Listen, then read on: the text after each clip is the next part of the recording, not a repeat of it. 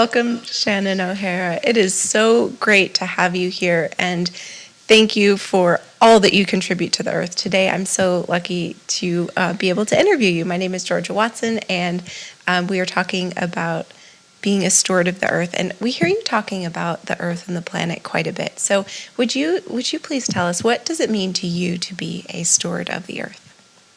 Hello, everybody out there around the world joining Global Bars Day. How does it get better than this, you guys? Wow.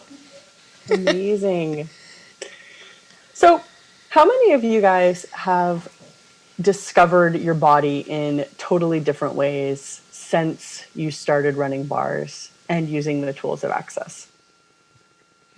Have Massively. you, and you'll have to, you're all joining I'm joining you guys, but you're also joining me on day 10 of my 14-day Australia hotel quarantine. So this is my quarantine hotel room behind me. It's so Um, great. What a privilege. I tried to figure out how to put one of those cool fancy screens behind me, but I can't figure out how. So you guys just get to see my hotel room. I wish you were all here and I could be running bars with you guys. And it's great that we can connect like this as well.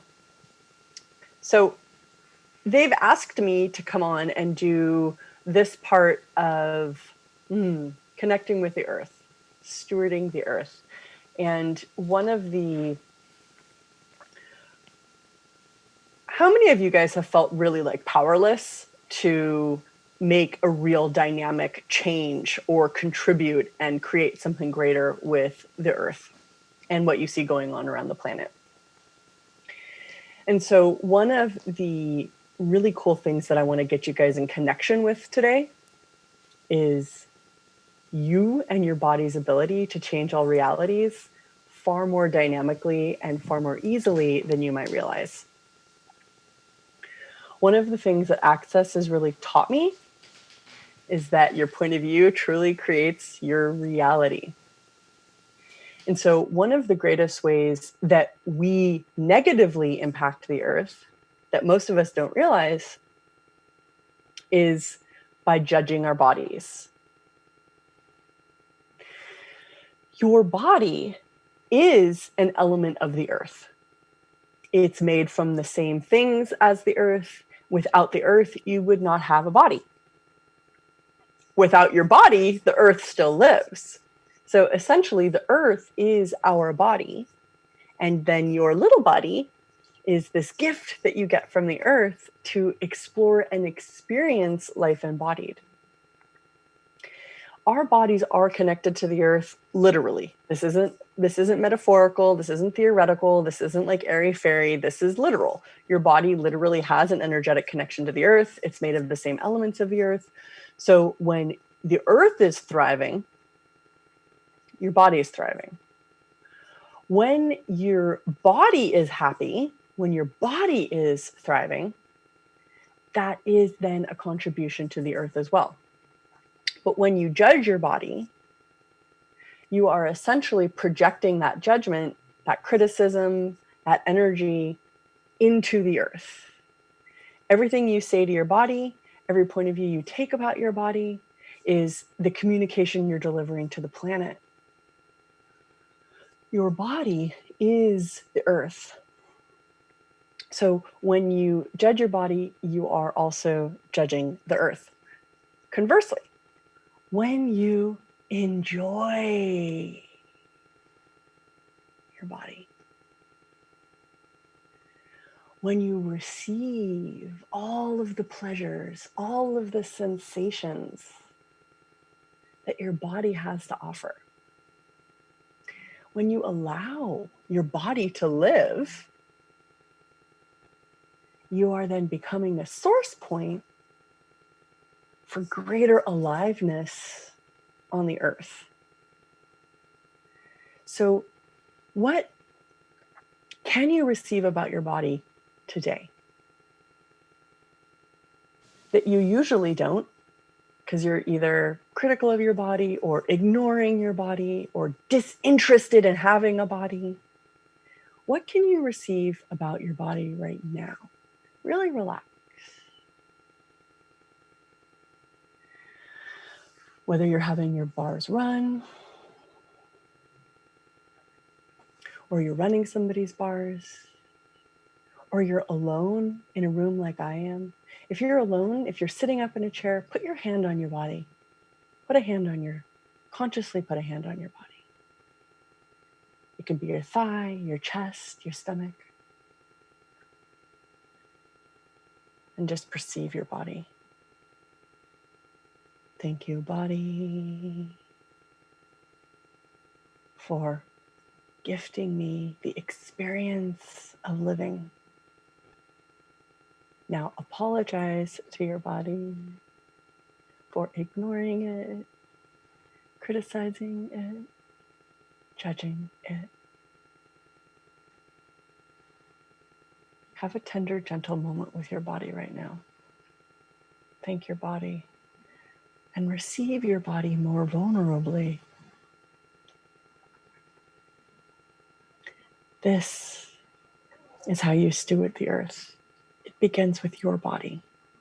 It begins by you embodying and stopping trying to reject your body with the thoughts that you think, the food that you eat, the points of view that you take. What if you fully received embodiment with all of its powers, all of its pleasures, all of its conspiracies, everything you're unwilling to perceive, know, be, and receive with your body? You destroy and uncreate all that. Right and wrong, good and bad, all nine, pot, pock, shorts, boys, and beyonds. The power of the earth can be received through your relaxation. And one of the other extremely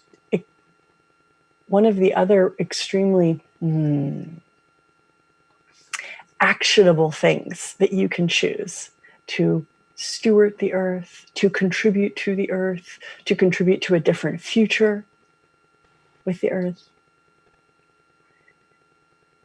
is to recognize that every time that you start thinking, every time that you think, you essentially disembody. So what thinking are you choosing that's creating the body and the earth that you're refusing? And everything that is, you guys just strain and create it, please.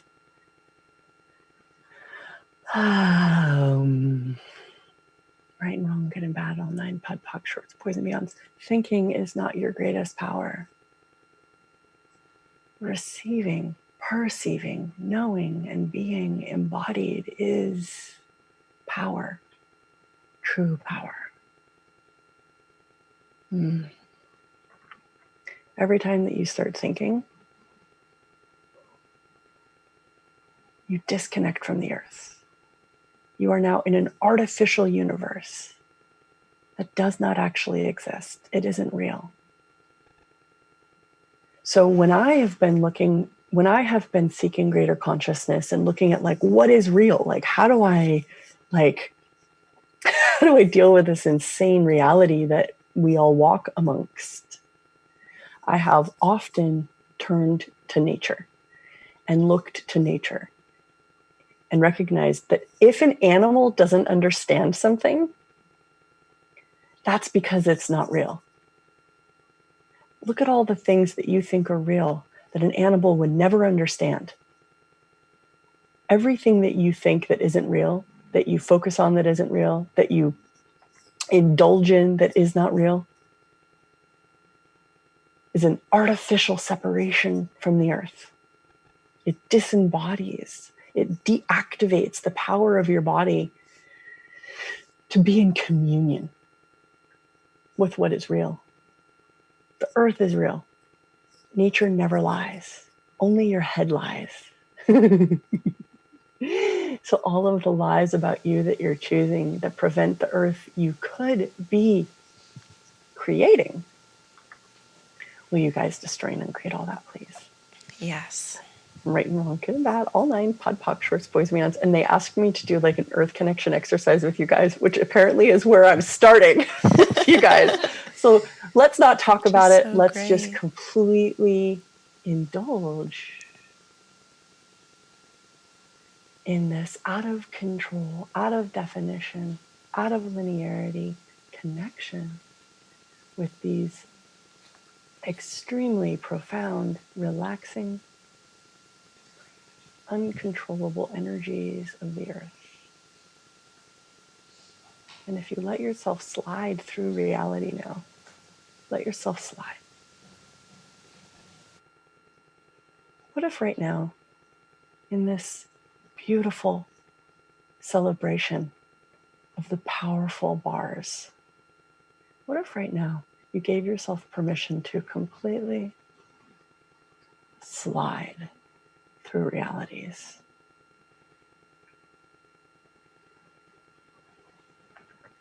To allow all realities to change, to not need to define or identify or control. Everything is possible in nature.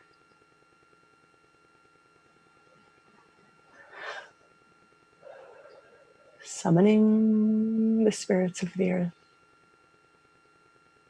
and all of the creatures that live in the exiled world, deep in the ocean, high in the atmosphere, in the endangered indigenous natural forests of the earth, summoning the spirits of the earth,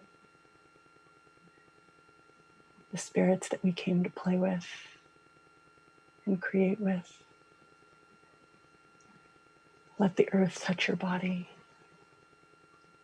Allow yourself to slide through realities into the great gift of embodiment.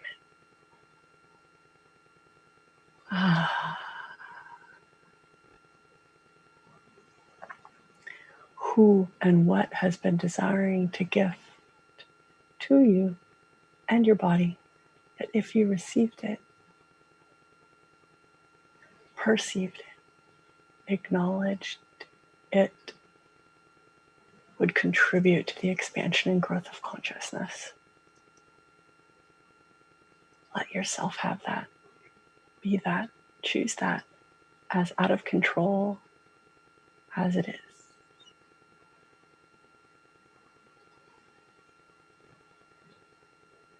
Trust your body. Trust the earth.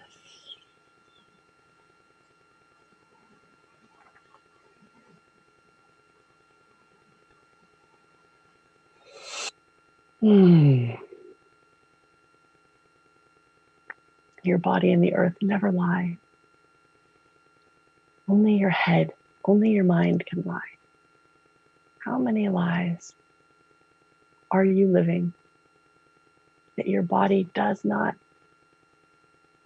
recognize? What if you embodied you? What if you embodied the gift that you came to be this lifetime? Embodied it in your feet, in your stomach, in your mouth, and embodied it completely through every molecule of the earth. Be in connection with the earth, not in distraction of the mind. Now slide more. Slide out of the confinement and the definement of this reality and into all of the realities beyond. Recognize this energy, perceive this energy, let it into your body. Let your body live. Let your body live. Let your body live. As imperfect and perfect as your body is, as smelly and sensational as your body is, as pleasurable and painful as your body is, let it live. Let yourself live through these sensations, these experiences of embodiment. This is heaven. And when you think, you access hell. When you receive your body, you're in heaven. When you judge, you disconnect from heaven and enter the hell that you can choose, because it's available too, because oneness includes everything. Receive your body no more now, please. Beyond your controls. Receive your body beyond all barriers. Let the receiving be more aggressive than the control. Let the receiving be more dynamic than the barriers. Let the receiving be what it is. Let your body be what it is. Let your being, let you be what you is.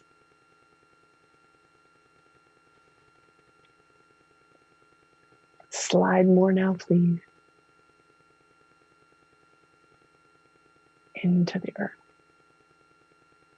expanding into the natural, powerful, giving, magical earth, into the dirt beneath the building that your body's in, through the minerals,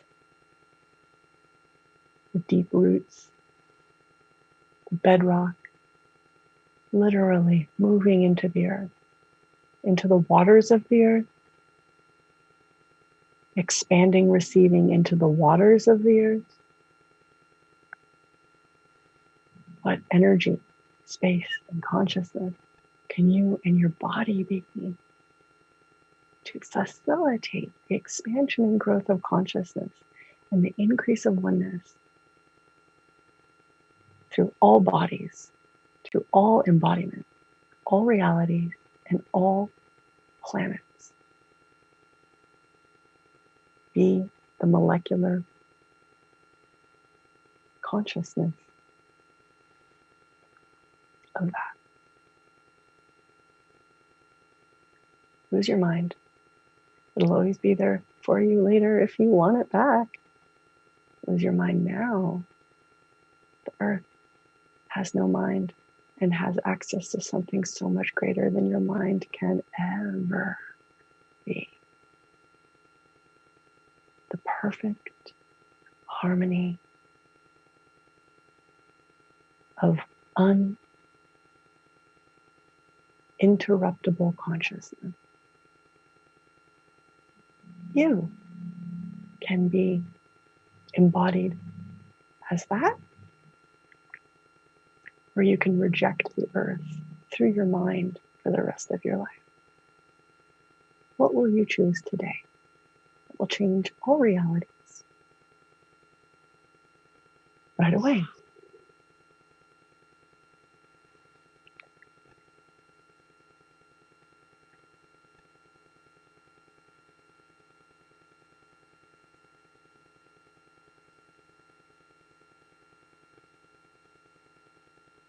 How does it get better, guys?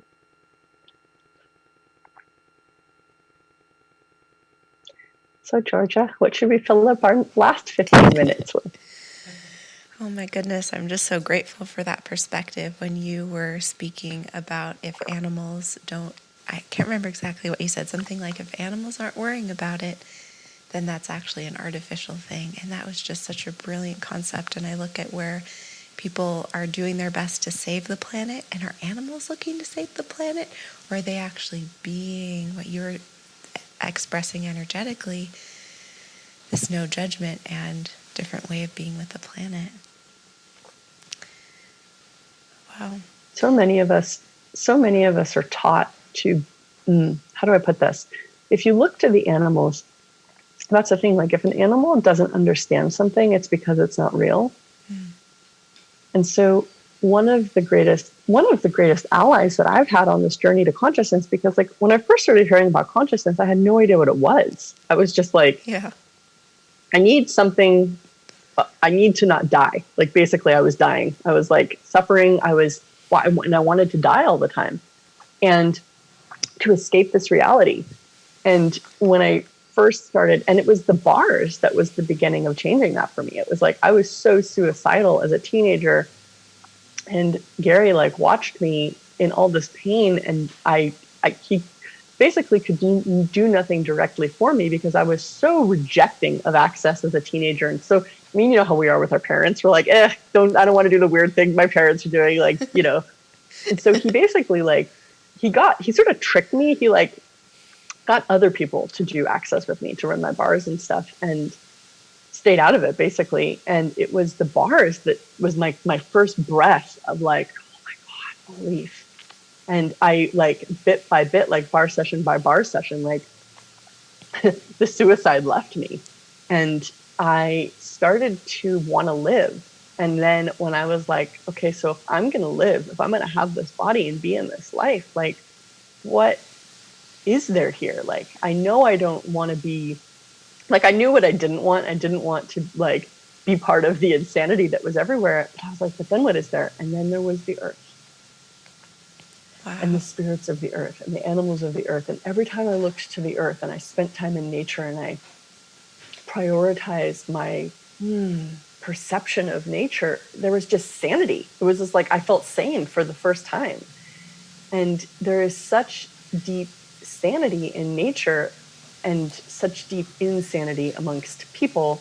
But we have this, we here now, everyone listening, we can be a source for more insanity through our mind by thinking and judging and being unconscious about the way we speak and function, essentially. Or we can be a source of sanity and transformation and vulnerability. And that's this extremely powerful choice that can oftentimes collide with so many of our preconceived, pre-concluded notions about ourselves. So this is this deep privilege that each and every one of us has to be. What do you want to be? Do you want to be another, do you want to be another person who's disconnected from consciousness, disconnected from the earth, and dishonoring of their own body and being? Or do you want to be a source of something so different that you essentially have no place in society, but are living in the kingdom of possibility that many people might not be able to enjoy with you, but many other things will enjoy it with you. Many other energies will participate and play. And so you are accompanied by so much possibility. And what would you like to choose? What kind of a world would you like to create? And will you be what it takes to create that, essentially? You really have me wondering about what a world of no judgment could be. And we're taught so much to judge our bodies, and that's just what normal is. But as you were speaking about judging our bodies is actually judging the earth. It's like a microcosm and a macrocosm, but either way, it's judgment. So what do you see could be possible in a world of no judgment? Or even if just one person's choosing it, is that a possibility? I oftentimes like think about like what would be going on in public if there was no judgment. I mean, and can you guys imagine like how many people would be having just sex on the ground like all over the place? Like there'd be so much more nudity and so much more sex. And then I've actually thought about this a lot. I was like, okay, cool. So if there was like no judgment, because it's like how many like laws and stuff and like promise of penalty like prevents people from like murdering other people or stealing and all this and stuff.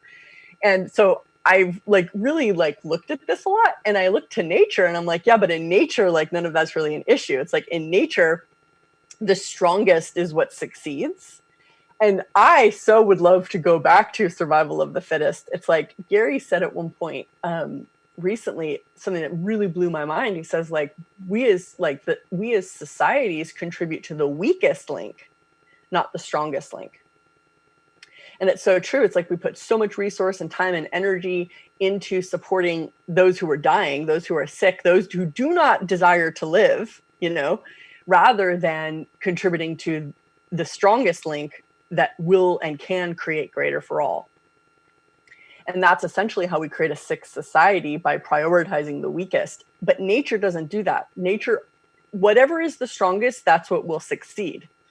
And so it's like, what if you were raised to always go for the greatness of you, what could be greater, rather than raised to always like nurture what was like the weakest or worst about you? Because let's face it, a lot of us are raised like our parents either need us to need them or don't want us to be greater than them, or we do all. I mean, it's not just our parents, but society in general doesn't do a lot of praise of the great. It does a lot of judgment of what doesn't fit. So if you were raised to always have greater and be greater, to have the greatness of you nurtured, what could you be and what would you be? And would you be scary to society based on that? Wow.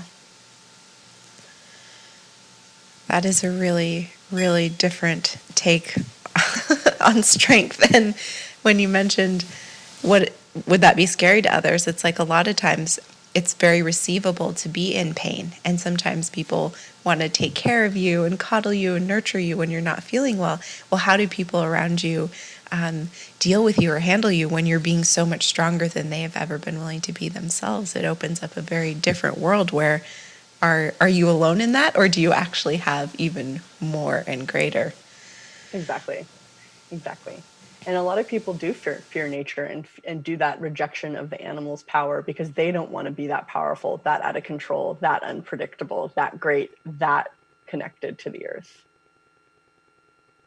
This becomes a conversation of actually being limitless.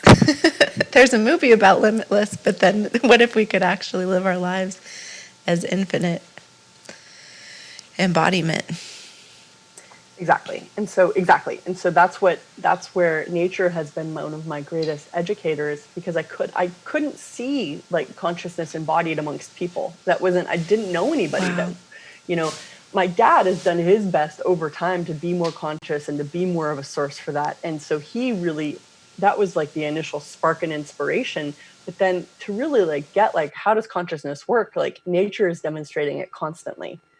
So that's where, if we will learn from nature, mimic nature, be as nature, duplicate what nature would do in every situation in our lives, I wonder what kind of world that would create. Wow. And that's taking a lot of action too. I know that you've been involved in contributing to Actions for Future and Forest for Future. Is there anything that you'd like to say about those two amazing possibilities?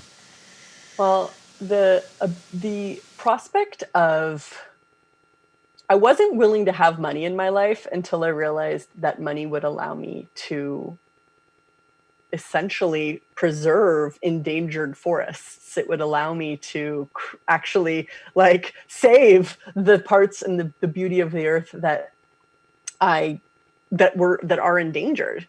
And that was like the first time in my early 20s when my dad was like, would you be willing to have money if you could like buy up endangered forests? And I was like, oh, that's why you should have money. And so it's like the earth is my ultimate inspiration. It's like, that's what makes me want to create. And it's like the earth is my greatest joy, being amongst the trees and the water and the out in nature and breathing in the microbiome of the earth. That's embodiment. That's the pleasure of living. And we can so oftentimes get distracted by the seduction of this reality, family, relationships, your mind, your judgments. And most of us, I'm going to say this, I didn't mean to get so extreme, but here we go. How many of you guys have spent the majority of your life distracted from true embodiment? And so it's like, if you were going to die tomorrow, would you be happy with the life that you've lived? And that's the thing. It's like nature's never distracted. The earth is never distracted. So if you truly want to be a steward of the earth or contribute to the earth and have a thriving earth into the future, that choice has to start with you. The earth is not separate from you. It's not about going outside of you to achieve that. It's really truly about being the source for that. Mm-hmm. Wow. Incredible. The energy here is just palpable too. So I'd encourage you all, if you would like to re-listen to this segment or any of the others today on Global Access Bars Day, give us about 24 hours to get these segments uploaded. And there are some really beautiful energies infused through here. And let's see if there, well, also I'd like to say their actions for future and force for futures are very much just a different possibility, just as Shannon was talking about, something that hasn't really existed on planet Earth before, about really contributing in a totally different way. Not about trying to save anything from resistance and reaction, but more how animals function is taking action and choosing and choosing and choosing. And so you can find out more about actions for future and force for future through their social media sites. You can just do a little search for there on Facebook and on Instagram. And I wonder what else here. Is there anything else that you'd like to talk with us about? We're done? Oh, okay. All right. I guess we're really done. Fried. Yeah, I think we're fried. And just thank you so much, Shannon. And also people can find more from you from talktotheentities.com and also Shannon-O'Hara.com. Is that correct? Yep. Shannon-O'Hara.com. So thank you. And thank you, everybody watching. And here next, we have a little bit of an introduction into even further an energetic exploration. And that's with Dr. Dane here in his amazing work called Energetic Synthesis of Being. Thanks for Bye, watching. everybody. Bye. Bye, Shannon.